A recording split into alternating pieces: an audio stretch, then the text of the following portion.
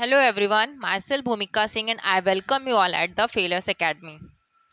आज का टॉपिक हमारा क्या रहने वाला है। आज हम लोग पढ़ने वाले हैं preamble of the constitution.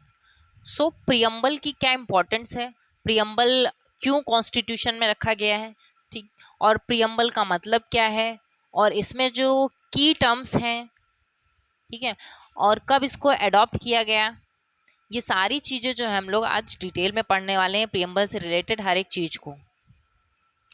Preamble में बहुत सारे जो है हमारे की टर्म्स हैं जो कि हाँ अगर हमें पॉलिटी को अच्छे से समझना है तो उन सारे की टर्म्स को हमें आज समझना पड़ेगा कि उसका मतलब क्या है, ठीक है,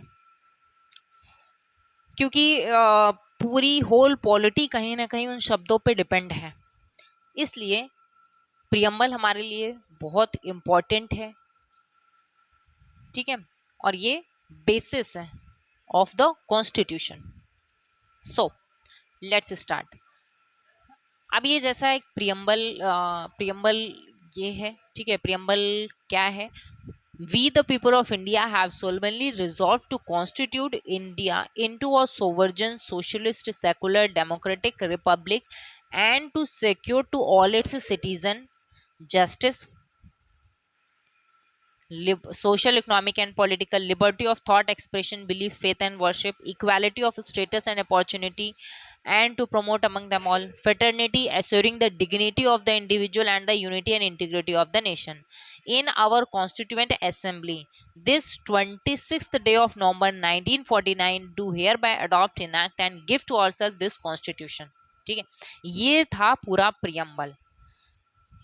जैसे कि अगर हम लोग जब कभी भी बुक को पढ़ते हैं तो उससे पहले उसका जो है एक्नॉलेजमेंट, जब हम लोग पहले प्रोजेक्ट बनाते थे क्लास में तो उससे पहले उसका एक एक्नॉलेजमेंट लिखते थे, ठीक है, एक्नॉलेजमेंट लिखते थे या फिर एक इंट्रो रहता था हमारा कि क्या कैसे होने वाला है।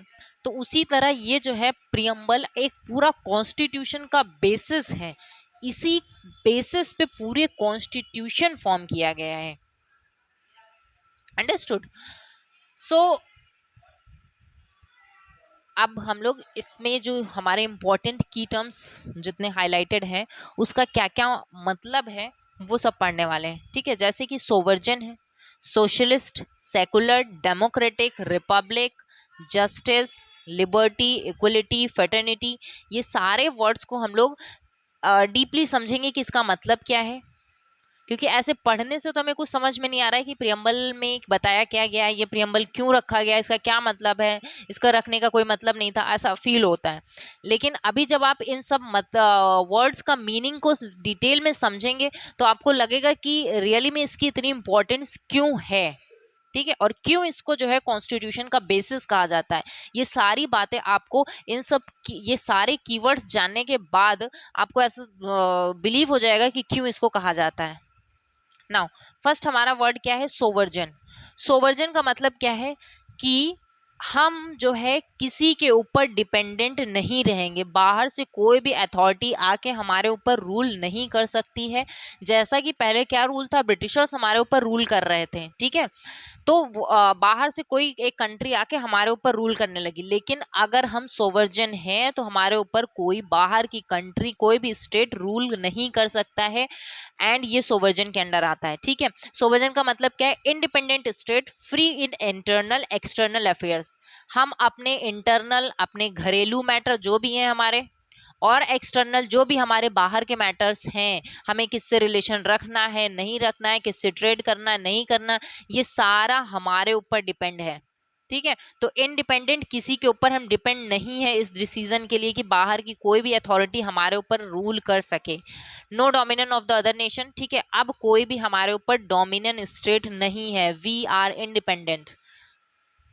यूएन और the Commonwealth membership has no effect on the India sovereignty. UN और कॉमनवेल्थ नेशन के मेंबर हम हैं, लेकिन उसकी मेंबरशिप से हमारे सोवर्जिनिटी पे कोई इफेक्ट नहीं फर्क पड़ता है, ठीक है।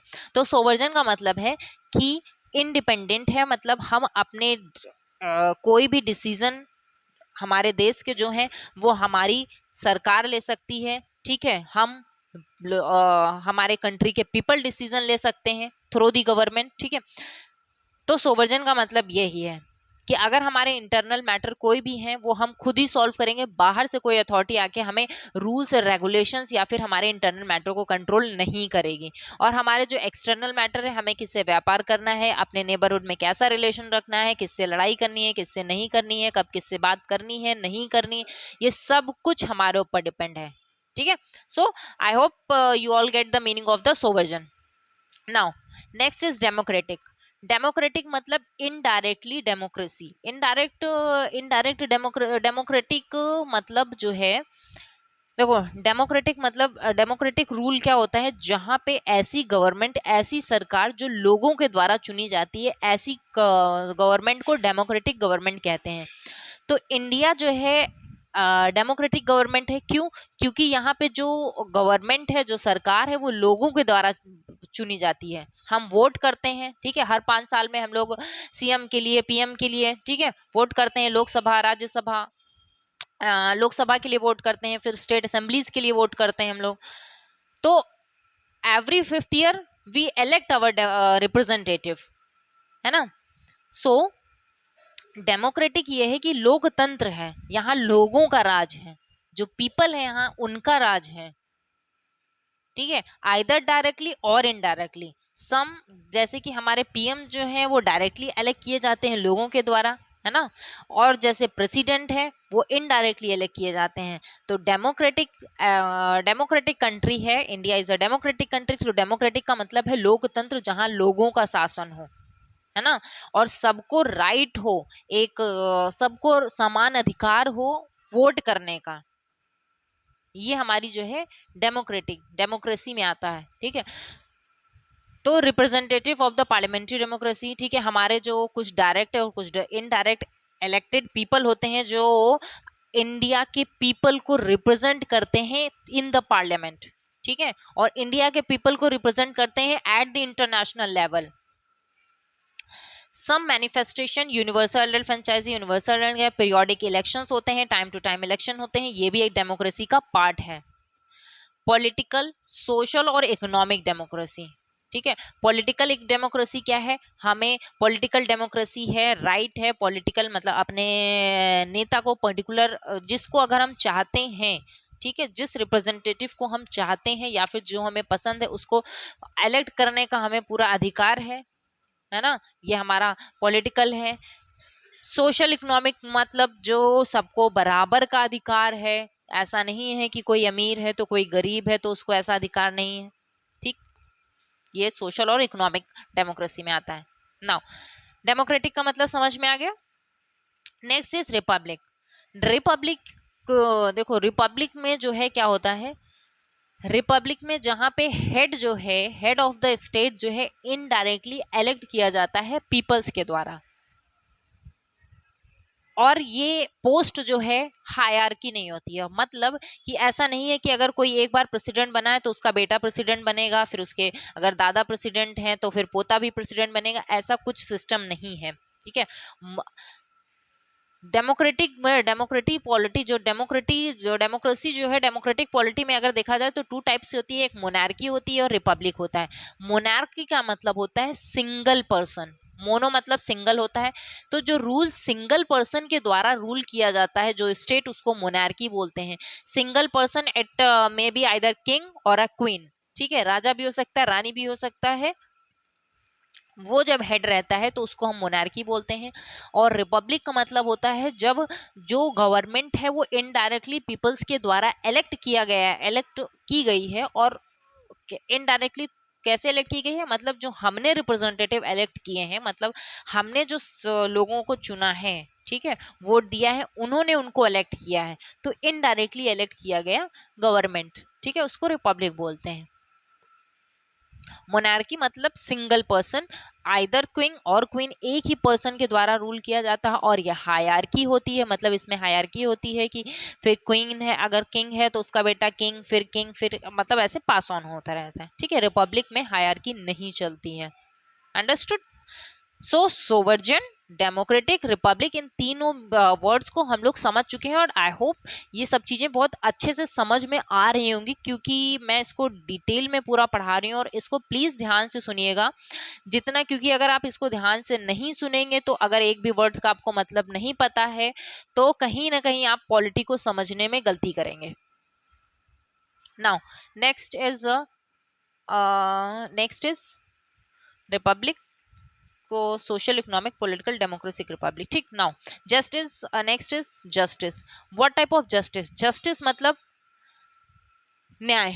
ठीक है, तो हमें जो है किस टाइप की जस्टिस है? 3 टाइप ऑफ जस्टिस है, सोशल, इकोनॉमिक एंड पॉलिटिकल। ठीक है, हमें इक्वल ट्रीटमेंट मिलेगा, हमें न्याय मिलेगा, हर एक चीज में इक्वालिटी मिलेगी, ये हमारे जस्टिस में बात होती है। So what type of justice? Social justice, equal treatment, equal social justice का क्या मतलब है? Equal treatment of all citizens without social distinction based on caste, religion और एक्सेट्रा। सोशल इक्वालिटी का क्या मतलब है?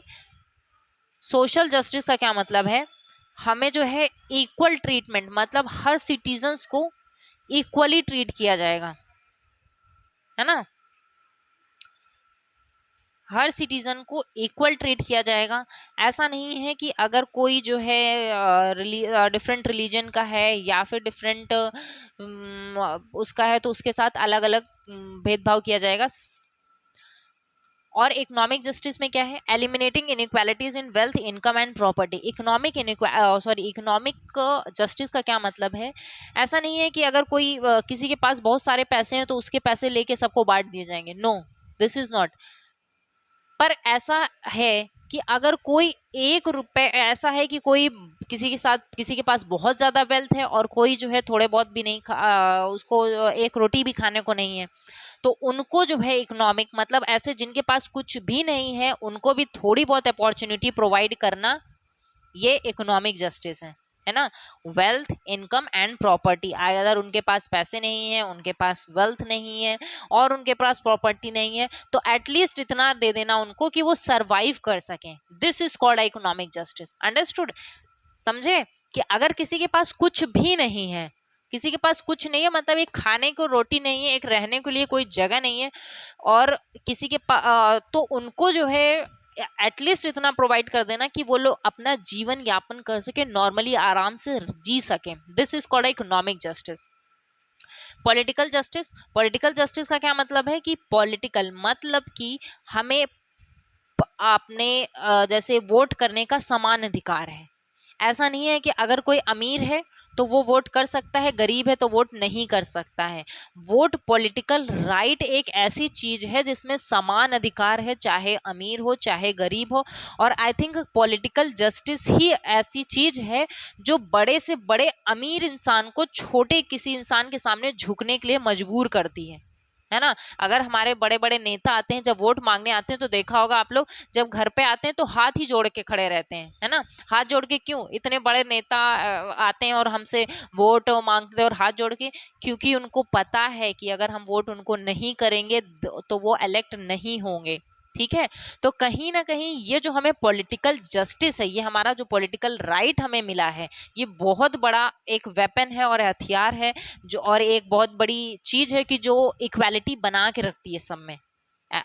ठीक है, so justice, what type of? Social justice, जहां पे हम कोई किसी के साथ भी किसी भी बेसिस पे डिस्टिंक्शन नहीं होगा, आइदर रिलीजन हो गया, आइदर कास्ट हो गया, ठीक है, किसी भी बेसिस पे डिस्टिंक्शन नहीं होगा। And next economic justice. Economic बता दिया कि वेल्थ का जो है कैसे वेल्थ का डिस्ट्रीब्यूशन होगा, इकोनॉमिक इक्वालिटी होगी। ठीक है, जिसके पास अगर कुछ भी नहीं है तो एटलीस्ट उसको इतना प्रोवाइड करना कि वो भी अपना जीवन यापन कर सके और आराम से रह सके, खा सके, ठीक है, भूखा ना मरे। और पॉलिटिकल जस्टिस, पॉलिटिकल मतलब कि सबको सेम राइट अधिकार है वोट करने का, अपने रिप्रेजेंटेटिव को इलेक्ट करने का, और सबके वोट, एक वोट का मतलब एक ही है। ये नहीं कि अगर कोई मतलब सपोज रिच पीपल है तो उसके वोट का मतलब 2 हो गया और गरीब के 2, एक का मतलब एक ही हुआ, ऐसा कुछ नहीं है। ठीक है, सो जस्टिस हो गया. Now next is liberty. Liberty मतलब क्या है? Liberty of thought, expression, belief, faith and worship. Liberty मतलब हमें फ्रीडम है, आज़ादी है क्या करने का? थॉट, अपने थॉट को रखने का, जो हमारे मन में है, जो हमारे विचार हैं उसको बोलने का, एक्सप्रेस करने का, उसको एक्सप्रेस मतलब उसको जताने का अधिकार है. बिलीव करने का, हमें जिस पे मन हो हम बिलीव करें, मन हो ना बिलीव करें. ठीक है. एंड फेथ, जिस पे विश्वास करें. एंड वर्शिप, जिसमें मन हो, जिसको मन चाहे पूजा करें, जिसकी मन चाहे ना पूजा करें. ठीक है. ये हमारा जो है आता है liberty of thought, expression, belief and friend worship. तो लिबर्टी, इक्वलिटी एंड फ्रेटर्निटी जो है हमारा फ्रेंच से लिया गया है. ठीक है. फ्रेंच रिवोल्यूशन में ये जो है लिबर्टी, इक्वलिटी एंड फ्रेटर्निटी की बात हुई थी. सो हमारा फ्रेंच कॉन्स्टिट्यूशन से जो है लिबर्टी, इक्वलिटी एंड फ्रेटर्निटी ले गया है. Unity of the Trinity, one can not be divorce from the other. देखो, लिबर्टी, इक्वलिटी एंड फ्रेटर्निटी एक दूसरे से अलग नहीं हो सकते हैं. अगर हमारे पास लिबर्टी, इक्वलिटी एंड फ्रेटर्निटी तीनों अभी पहले अच्छा एक बार लिबर्टी को पढ़ लेते हैं, इक्वालिटी, फ्रेटर्निटी, फिर कैसे, फिर वो बताते हैं कि कैसे तीनों की मतलब को पढ़ लेते हैं. ठीक है. फिर बताएंगे कि कैसे अगर एक के एब्सेंस में तीनों का इम्पोर्टेंट मतलब तीनों का होना जरूरी है ना. Now liberty. Liberty, absence of the strains on the activities of the individual. Absence of the strains on the activities of the individual, providing opportunities for the development of the individual personality. Absence of strain मतलब किसी भी तरीके का उसके ऊपर रोकथाम नहीं रहेगा on the activities of the individual. जो वो करना चाहे कर सकता है, but with in the limit, उसकी भी लिमिट है. Providing opportunities for the development of individual personality, और हर एक इंसान को उसकी पर्सनालिटी को डेवलप करने का पूरा अधिकार है. ठीक. Liberty of thought, expression, belief, faith and worship. जो वो चाहे बोल सकता है, जो वो चाहे एक्सप्रेस कर सकता है, कह सकता है, बता सकता है, जिस पे चाहे बिलीव कर सकता है, जिस पे चाहे वो विश्वास कर सकता है, मान सकता है, और जिसको चाहे वो पूछ सकता है, आप उसकी पूजा कर सकता है. ठीक है. No absolute but qualified liberty. Absolute का मतलब क्या है? Not absolute. एब्सोल्यूट का मतलब ये नहीं कि हम लोग, अगर हमें believe thought sorry liberty of expression है तो हम किसी को जाके कुछ भी बोल दें, ऐसा अधिकार नहीं है. विद इन द लिमिट, मतलब वो कॉन्स्टिट्यूशन में भी इस चीज की लिमिट है कि हम किसको कितना कैसे बोल सकते हैं. ये नहीं कि किसी को मनाए उल्टा सीधा बोल रहे हैं और उसके बाद कहेंगे ये तो हमारा अधिकार है. No. with limitations, not absolute but qualified liberty with limitations mentioned in the constitution itself. कुछ limitations है जो constitution में mention की गई हैं. ठीक है. equality मतलब absence of the special privilege to any section, मतलब किसी भी एक particular section को कोई भी importance नहीं मिलेगी, मतलब special privilege नहीं मिलेगा. It's talks equality talks about it. ठीक है. Provision of the advocate opportunities to all the individuals without any discrimination. अगर सपोज कि कोई पर्टिकुलर जॉब है, उसमें कोई भी नौकरी कर रहा है, वो चाहे पैसे वाला हो, कोई गरीब हो, उसमें सेम मतलब उसको सेम, हर इंसान को सेम अपॉर्चुनिटी है और हर इंसान को सेम तरीके से ही ट्रीट किया जाएगा. अगर कोई क्रिमिनल है जिसने कोई क्राइम किया है, किसी ने किसी का मर्डर किया है, तो अगर किसी ने मर्डर किया है तो आइदर वो पैसे वाला है, आइदर वो अमीर है, आइदर सेम बात होगी, आइदर वो इकोनॉमिक टर्म्स में अमीर है, आइदर वो जो है सब उसके कुछ अलग पॉलिटिकल नेक्सस कुछ भी हो, अगर उसने कोई भी क्राइम किया है तो सेम तरीके से पनिशमेंट मिलेगी सबको. ठीक है. उस पर्टिकुलर क्राइम के लिए कॉन्स्टिट्यूशन में जो भी चीज़ डिफाइन की गई है उस तरीके से सबको ट्रीट किया जाएगा. ठीक है. तो इक्वालिटी मतलब समानता, सब में समान जो है सबको समान ट्रीट किया जाएगा. कॉन्स्टिट्यूशन की नज़र में कोई भी बड़ा, कोई भी छोटा, कोई अमीर, कोई गरीब, कोई भी रिलीजन कुछ भी नहीं है. उसकी नज़र में सब पीपल, इंसान, सिर्फ हर इंसान एक इंसान है. ठीक है. Every human being is a human in the eye of the constitution.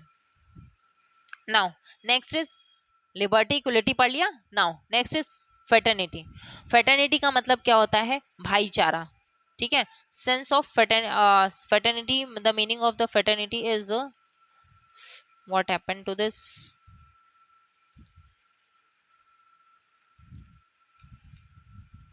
हाँ, सेंस ऑफ ब्रदरहुड मतलब भाईचारा। फेटर्निटी का मतलब क्या होता है? भाईचारा। Manifestation of a single citizenship fundamental duty to promote, ठीक है। फेटर्निटी का मतलब क्या होता है? ब्रदरहुड। ब्रदरहुड मतलब भाईचारा। सिंगल सिटीजनशिप एक फेटर्निटी का एक मैनिफेस्टेशन है, मतलब एक चीज से फेटर्निटी क्लियरली डिफाइन होती है कि हमारे पास जो है ऑल ओवर इंडिया, आप कहीं भी रहे, आपके पास एक सिंगल सिटीजनशिप, सिर्फ आप एक इंडियन कहलाएंगे, है ना। कहीं भी ये नहीं कि अगर आप किसी दूसरे, सपोज आप केरला में रह रहे हैं तो आपको केरलियन कहा जाएगा या फिर साउथ का कहा जाएगा। आपको बस इतना है कि आप इंडियन सिटीजन हैं, सबको यही कहा जाएगा कि वो इंडियन है, ठीक है। ऐसा नहीं कहा जाएगा कि अगर कोई अलग वहाँ, सपोज कोई अगर नॉर्थ ईस्टर्न जैसे असम मेघालय यहाँ से आ रहा है तो उसको कुछ अलग कहा जाएगा, और अगर नॉर्थ इंडिया से आ रहा है तो उसको कोई अलग जाएगा। Every people is a citizen. ये फेटर्निटी का मैनिफेस्टेशन है, ठीक है। नाउ आप अगर ये देख लेते हैं कि unity of the trinity, union of the trinity किसको बोलते हैं? Union of the trinity, liberty, equality and fraternity, इन तीनों को यूनियन ऑफ द ट्रिनिटी बोलते हैं। अगर सपोज हमारे पास लिबर्टी नहीं है, आज़ादी नहीं है, ठीक है, हमारे पास इक्वालिटी है और फेटर्निटी है, मतलब भाईचारा भी और इक्वालिटी भी है, तो ऐसी इक्वालिटी और भाईचारे का क्या मतलब है जब हमारे पास लिबर्टी नहीं, आज़ादी ही नहीं है हमारे पास कुछ करने का, है ना। इक्वालिटी है, इक्वालिटी है मतलब सपोज अपने घर में देख लो, भाई बहन में इक्वालिटी है, ठीक है, लेकिन आज़ादी नहीं है तुम लोगों को कहीं बाहर जाने का, कुछ बोलने का, कहने का, तो ऐसी आज़ादी का क्या ही फायदा, ठीक है, ऐसी इक्वालिटी का क्या ही फायदा। सो अगर इक्वालिटी है, सपोज इक्वालिटी ही नहीं है, आपके पास पूरी आज़ादी है कि आप कहीं भी जाओ कुछ भी करो, है ना, लेकिन इक्वालिटी नहीं है, इक्वालिटी नहीं है, इक्वल आपको समझा ही नहीं जा रहा है, आपको इक्वल माना ही नहीं जा रहा है, किसी चीज में इक्वालिटी नहीं है, तो ऐसी फेटर्निटी और ऐसी लिबर्टी का भी क्या फायदा अगर इक्वालिटी नहीं है, इक्वल आपको समझा ही नहीं जा रहा है समाज में, सोसाइटी में, घर में, परिवार में, कहीं भी, तो ऐसी लिबर्टी और फेटर्निटी का क्या मतलब है। और सपोज कि आपको फेटर्निटी है, भाईचारा बहुत है, ठीक है, नहीं सपोज लिबर्टी, फेटर्निटी नहीं है, आप फेटर्निटी नहीं है, लिबर्टी भी है, इक्वालिटी भी है। लिबर्टी भी है मतलब पूरी आज़ादी भी है आपको, और इक्वालिटी भी है, सब में इक्वालिटी है, तो फेटर्निटी नहीं है, भाईचारा नहीं है, तो मतलब अगर हम अपने पड़ोसी को कुछ समझेंगे ही नहीं, है ना। अगर हमारे अंदर फेटर्निटी है तभी तो हम समझ रहे हैं कि हमारा पड़ोसी है, हमारे घर वाले हैं, ये हमारे पर्टिकुलर पर्सन हमारा फ्रेंड है। थ्रू द फेटर्निटी हम समझ रहे हैं ना कि फेटर्निटी है, भाईचारा है, आपस में एक दूसरे से रह रहे हैं, बात कर रहे हैं, कोई मिलता है। अगर हमारे पास लिबर्टी है, पूरी आज़ादी भी है, इक्वालिटी भी है, लेकिन हमारे अंदर फेटर्निटी वाली फीलिंग ही नहीं है, ठीक है, फ्रेटर्निटी ही नहीं है, तो ऐसी लिबर्टी और इक्वालिटी का क्या मतलब। तो अगर तीनों टर्म्स को अगर आप इंडिविजुअली समझेंगे अच्छे से, तब आपको समझ में आएगा कि इसके यूनियन को ट्रिनिटी क्यों कहते हैं, और ये क्यों कहा जाता है कि one can not be divorce from the other two, किसी एक को दोनों से डाइवोर्स नहीं कर सकते हैं, हमें तीनों ही जरूरी है, लिबर्टी भी चाहिए, इक्वालिटी भी चाहिए, और फेटर्निटी भी चाहिए। अंडरस्टूड। सो हम लोग ने इन सारे कॉन्स्टिट्यूशन के बेसिक टर्म्स को डिटेल में समझ लिया है। एक बार गो थ्रू हो जाए सारे टर्म से। सोवर्जन मतलब बताया था। एक बार कॉन्स्टिट्यूशन प्रियम्बल एक बार फिर से देख लेते हैं। We the people of India have solemnly, तो इसमें हमने क्या पढ़ा था? Sovereign, socialist, secular, democratic republic, and to secure justice. What type of justice? Social, economic and political justice. Liberty है हमें, ठीक है, इक्वालिटी एंड फ्रेटर्निटी। इन सारे बेसिक टर्म्स को जो है हमें डिटेल में समझना था, डिटेल में पढ़ना था, और आई होप कि मैंने जितना समझाया है, जिस तरह से बताया है, आप लोग को ये सारे टर्म्स का मतलब क्लियर हो गया होगा, ठीक है। तो एक बार इन टर्म्स को रिवाइज कर लेते हैं। सोवर्जन मतलब हमारे, हम इंडिपेंडेंट है, कोई भी हमारे बाहर की एक्सटर्नल अथॉरिटी हमारे ऊपर कोई भी अपना रूल नहीं चला सकती है, ठीक। डेमोक्रेटिक मतलब लोकतंत्र है, हमारे रिप्रेजेंटेटिव जो है पीपल, लोगों के द्वारा इलेक्ट किए जाते हैं, parliamentary form of the government है, ठीक है। रिपब्लिक मतलब हेड जो है हमारे इनडायरेक्टली पीपल्स के द्वारा इलेक्ट किए जाते हैं, मोनार्की नहीं है, मतलब कोई सिंगल पर्सन उसको हेड नहीं करता है या फिर हायरार्की नहीं चलती है, रिपब्लिक चलता है। जो हेड है वो इनडायरेक्टली इलेक्ट किया जाता है पीपल के द्वारा, रिपब्लिक का मतलब ये था। नाउ जस्टिस, जस्टिस हमें जो है social, economic and political 3 type of justice पढ़ा था। जस्टिस मतलब न्याय, हमें 3 तरह का, सोशल है, इकोनॉमिक है, पॉलिटिकल है, ये हमने पढ़ा था। सोशल जस्टिस मतलब हम किसी भी बेसिस पर डिस्क्रिमिनेशन नहीं होगा। इकोनॉमिक मतलब सबको इक्वालिटी, इकोनॉमिक इक्वालिटी है ना। और पॉलिटिकल मतलब सब सबको समान अधिकार है वोट का, ठीक है, ये पॉलिटिकल हो गया।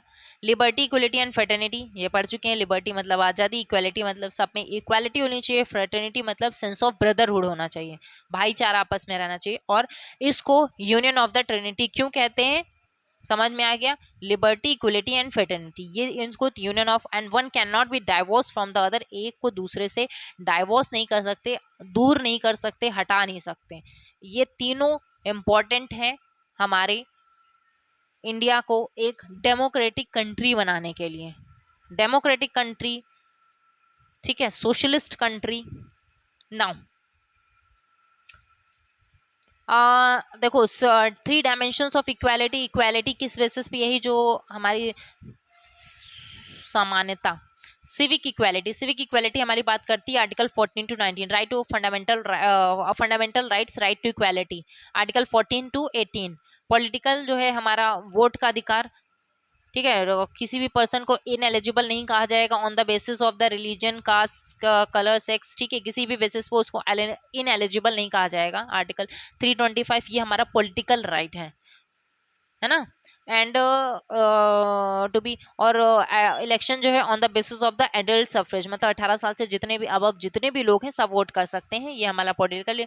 Economic equality 39, article 39 of the DPSP talks about the economic equality, ठीक है। अब आर्टिकल 39 क्या है, जब हम लोग डीपीएसपी पढ़ेंगे या फिर आर्टिकल 39 को पढ़ेंगे डिटेल में, तब वहां पे समझेंगे। अभी बस अभी के लिए बस इतना याद रखना है कि सिविक इक्वालिटी हमारे 14 टू 18 आर्टिकल है, एंड पॉलिटिकल इक्वालिटी 325 एंड 326, और economic equality 39 of the DPSP, article 39 of the DPSP. Now next पे अब बात ये आई कि जब प्रियम्बल बन गया, इसके बारे में सब कुछ, ठीक है, ये सारा काम खत्म हो गया। अब ये आया कि प्रियम्बल जो है क्या कॉन्स्टिट्यूशन का पार्ट है कि नहीं है, ठीक है। तो जब इस पे बात आई कि प्रियम्बल कॉन्स्टिट्यूशन का पार्ट है कि नहीं है, तो ये तो जो है प्रियम्बल बनाने वाले भी नहीं समझ पाए, और सुप्रीम कोर्ट भी हमारा इस चीज को नहीं सॉल्व कर पाया कि प्रियम्बल पार्ट है कि नहीं है। कभी कहता पार्ट है, कभी कहता नहीं है ना। अब फिलहाल के टाइम पे, फिलहाल अभी के टाइम पे ये है कि yes it is the part of the constitution, and actually it is the integral part of the most important part of the constitution, and it is non justicable। non justicable मतलब इसके लिए आप court में नहीं जा सकते हो, non जस्टिकेबल है। लेकिन क्योंकि ये सारे कॉन्स्टिट्यूशन का बेसिस है, पूरी कॉन्स्टिट्यूशन इसी के बेसिस पे है, इसलिए ये कॉन्स्टिट्यूशन का इंटीग्रल पार्ट है, मोस्ट इंपॉर्टेंट पार्ट है। सो किस चीज में कब जो है सुप्रीम कोर्ट ने कहा कि ये पार्ट है, का इस पार्ट में नहीं है। Berubari union case of India 1960 में कहा था, सुप्रीम कोर्ट ने कहा था no it is not the part of the constitution, ठीक है।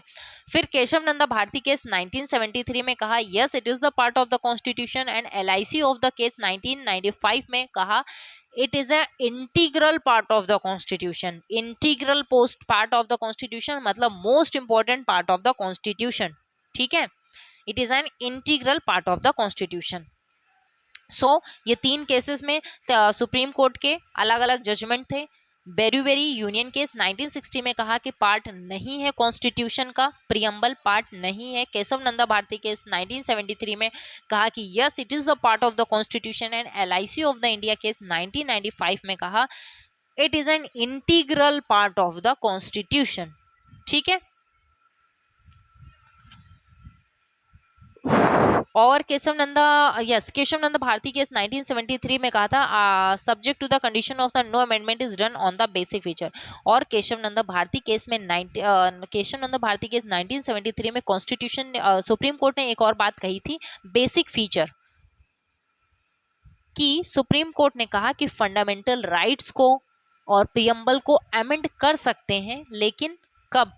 विदाउट एक्सप्लॉइटिंग द या फिर without amending the basic features. अब बेसिक फीचर क्या है? सुप्रीम कोर्ट ने कुछ वर्ड्स, कुछ टर्म्स दिए थे कि ये बेसिक फीचर है, उसको मेंटेन रखना है, तभी जो है हम प्रियम्बल या फिर फंडामेंटल राइट्स को अमेंड कर सकते हैं, बदल सकते हैं, चेंज कर सकते हैं, उसमें परिवर्तन ला सकते हैं। ठीक है,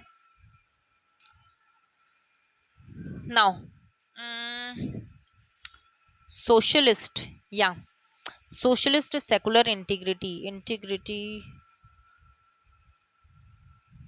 नाउ सोशलिस्ट क्या है?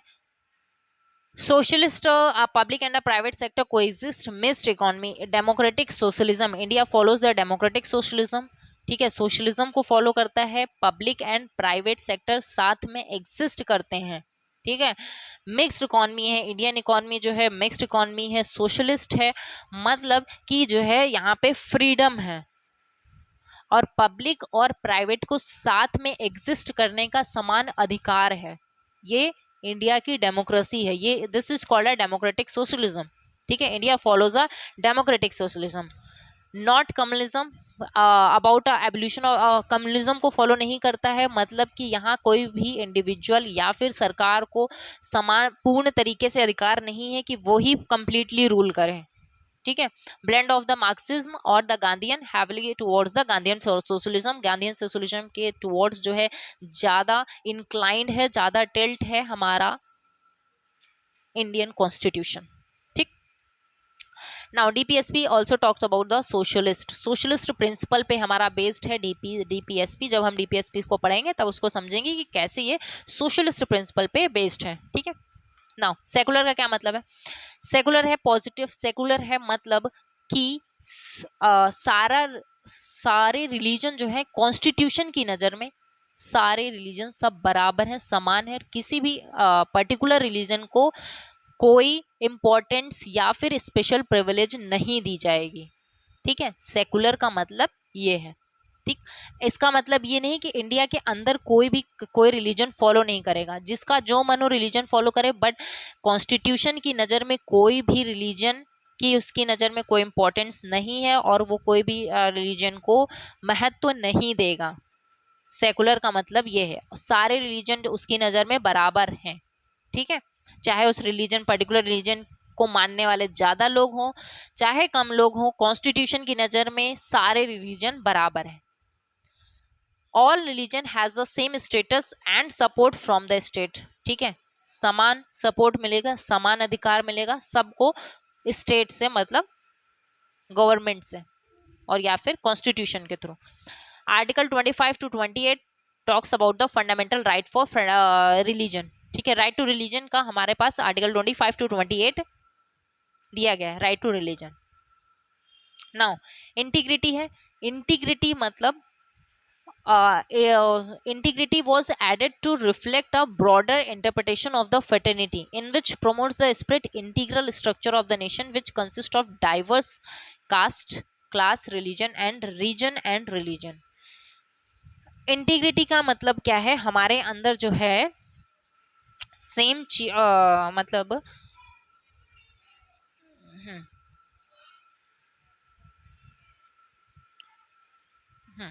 नाउ इंटीग्रिटी का मतलब क्या है? इक्वालिटी रहेगी। ठीक है,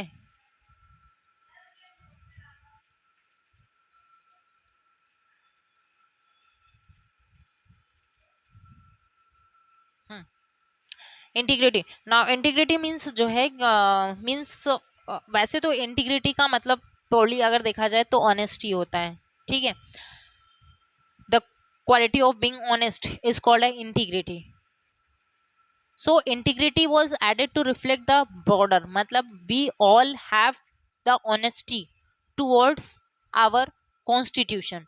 आइदर कोई भी पीपल हो, चाहे इस देश का राष्ट्रपति हो, चाहे प्रधानमंत्री हो या फिर कॉमन पीपल हो, है ना।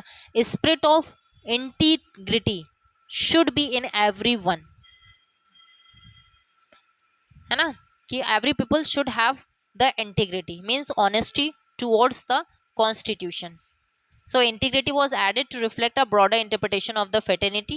ठीक है। फ्रेटर्निटी मतलब इंटीग्रिटी, एक तरीके से भाईचारे को भी प्रमोट करता है। अगर हमारे अंदर ऑनेस्टी रहेगी तो हम एक दूसरे को मतलब सपोज कि मतलब अगर हमारे अंदर ऑनेस्टी रहेगी, मतलब फ्रेटर्निटी रहेगी, तब हम अगर हमारे इंटीग्रिटी रहेगी, तब हमारे अंदर फ्रेटर्निटी की फीलिंग और अच्छी रहेगी। और इंटीग्रिटी मतलब ऑनेस्टी रहेगी तो which promotes the spirit of integral structure of the nation which consist of diverse caste, class, religion, region। ठीक है, अगर आप किसी भी रिलीजन, रीजन, कहीं किसी भी कास्ट है और आपकी कोई भी पोस्ट है इंडिया में, all over the India, you should have the integrity, honesty towards your constitution. ठीक है, इंटीग्रिटी का मतलब इतना है। नाउ डेमोक्रेसी जो है, टू टाइप ऑफ डेमोक्रेसी होती है, पहले बात देख लो। डायरेक्ट और इनडायरेक्ट डेमोक्रेसी होती है। डायरेक्ट डेमोक्रेसी होती है जहाँ के लोगों को बुला के कह दिया जाता है कि भाई पर्टिकुलर लोग को तुम वोट कर दो, या फिर जितने लोग हैं सबको बुला के कह दिया जाता है कि तुमको वोट करना है, तुमको बोलना है, तुम हाँ कर दो, हाथ उठा दो। ये सब डायरेक्ट डेमोक्रेसी होती है। इनडायरेक्ट डेमोक्रेसी होती है जहाँ पे लोग पर्टिकुलर तुरंत ही जो है मतलब वहां पे बहुत सारे लोग पहुंच के, ये नहीं कि तुरंत बहुत सारे लोग वहां गए और उन्होंने तुरंत अपने पीपल को इलेक्ट कर दिया, वोट कर दिया कि हाँ ये पर्टिकुलर इंसान को हम वोट करना चाहते हैं। This is not a indirect democracy. Indirect democracy जहाँ जैसे इंडिया में फॉलो होती है, जहाँ पे हम लोग रिप्रेजेंटेटिव को इलेक्ट करते हैं, वोट करते हैं, ठीक है, वोट देने जाते हैं, फिर वोट काउंट होता है, फिर वो पर्टिकुलर पर्सन जो जिसके ज्यादा नंबर ऑफ वोट होते हैं वो इलेक्ट हो जाता है। ठीक है, ये इनडायरेक्ट डेमोक्रेसी होती है। इनडायरेक्ट डेमोक्रेसी टू टाइप्स की होती है, पार्लियामेंट्री डेमोक्रेसी और प्रेसिडेंशियल डेमोक्रेसी। पार्लियामेंट्री डेमोक्रेसी जो इंडिया में फॉलो होती है, जैसे हम लोग पार्लियामेंट्री, हमारा जो है पार्लियामेंट इंपॉर्टेंट है, लोकसभा राज्यसभा। और प्रेसिडेंशियल जहाँ पे प्रेसिडेंट्स की पोजीशन मोर बड़ी होती है, ठीक है, वो प्रेसिडेंशियल डेमोक्रेसी होती है। पार्लियामेंट्री प्रेसिडेंशियल डेमोक्रेसी में क्या क्या डिफरेंस है, और डायरेक्ट डेमोक्रेसी और इनडायरेक्ट डेमोक्रेसी। अब ये रेफरेंडम क्या है, रिकॉल, इनिशिएटिव, पेल्बिसाइड, ये सब हम लोग डायरेक्ट और इनडायरेक्ट डेमोक्रेसी का एक अलग से वीडियो लाएंगे जिसमें हम लोग इसको पूरा डिटेल में पढ़ेंगे, क्योंकि ऑलरेडी ये वीडियो काफ़ी बड़ा हो रहा है। सो इसमें डेमोक्रेसी को हम इतना डिटेल में नहीं पढ़ेंगे, हमने सिर्फ प्रियम्बल को पढ़ा है और प्रियम्बल को ही हमने समझा है इसमें। ठीक है, अब नेक्स्ट वीडियो जब किसी नेक्स्ट वीडियो में हम लोग छोटा वीडियो बनाएंगे जिसमें डेमोक्रेसी को, क्योंकि ये सारे जो टर्म्स है इसको एक एक टर्म्स बहुत इंपॉर्टेंट है, सो इसको डिटेल में पढ़ना पड़ेगा। सो इसको हम लोग नेक्स्ट वीडियो में कवर करेंगे। ठीक है, नाउ आई होप कि जितना मैंने इसमें पढ़ाया है पूरी प्रियम्बल को, उसको आप लोग को समझ में आ गया, क्योंकि एक एक वर्ड इसमें बहुत इंपॉर्टेंट है। इसी प्रियम्बल के बेसिस पे ही पूरा हमारा कॉन्स्टिट्यूशन बेस है, बना हुआ है। और अगर हम इसके वर्ड्स को, एक एक वर्ड्स को नहीं समझेंगे तो हम कॉन्स्टिट्यूशन का मतलब नहीं समझ पाएंगे, और इसको क्यों बेसिस ऑफ द कॉन्स्टिट्यूशन कहा जाता है ये भी नहीं समझ पाएंगे। ठीक है, सो इसको अच्छे से देख लेना एक बार और अच्छे से पढ़ लेना, सो आपको सारे टर्म्स क्लियर हो जाएंगे। ठीक है, फिर मिलते हैं नेक्स्ट वीडियो में, तब तक के लिए bye bye, thank you so much.